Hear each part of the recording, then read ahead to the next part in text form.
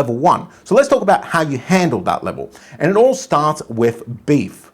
Beef, B-E-E-F. Beef is my strategy for dealing with crashes, or dealing with markets in general. Beef stands for buy equities extremely frugally.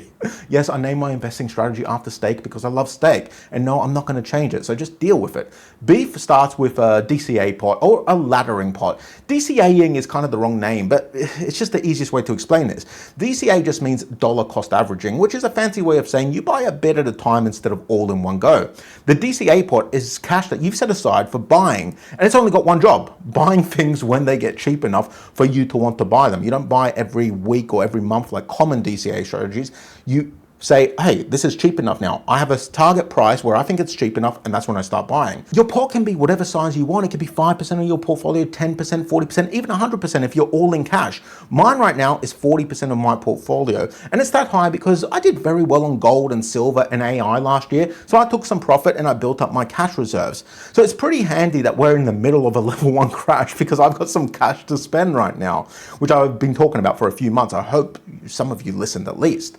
So I hope you have some cash in your DCA pot. Do you? Let me know below. I actually want to know, do you have cash in your DCA pot? Anyway, how does beef actually work? Well, first of all, you need a price for every company that you'd want to own. Not a prediction of where it's going. It's not about price predictions or targets. It's just a number where you think it looks cheap. And you're like, oh, that's cheap enough that I'm interested in buying. But the most important part of this is companies you want to own. And companies you want to own should be companies that you believe will be more expensive 10 years from now. That's the thinking. If you think the company is going to be more expensive 10 years from now, then you might want to own it. So let me use SpaceX as an example.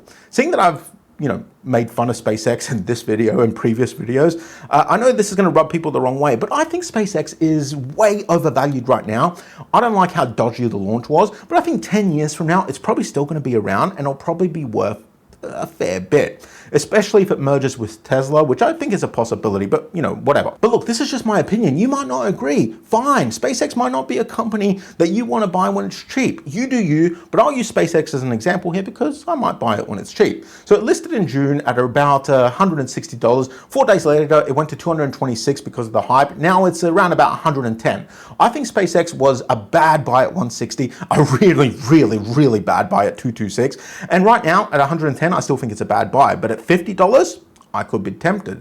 So my number on SpaceX is somewhere around $50. I want to own the company for $50 per share.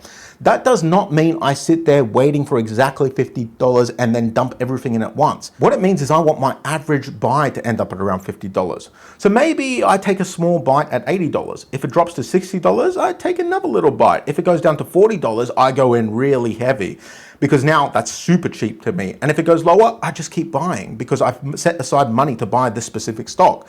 Add all of that up and my average ends up at about $50. Nobody catches the bottom. What you can do is end up with a decent average if you plan it out properly. And that's why my pot has to be there in advance. If I spent everything at $80, when SpaceX went to $80, I went all in. I'd have nothing left at $40, which is really where I'd rather buy overall. Now, you just need to do that for everything that is on your buy list. Samsung, whatever else you fancy. Write the name down, write the number you want it at, and then plan where you're going to get in to average out at that price. And don't let my number be your number.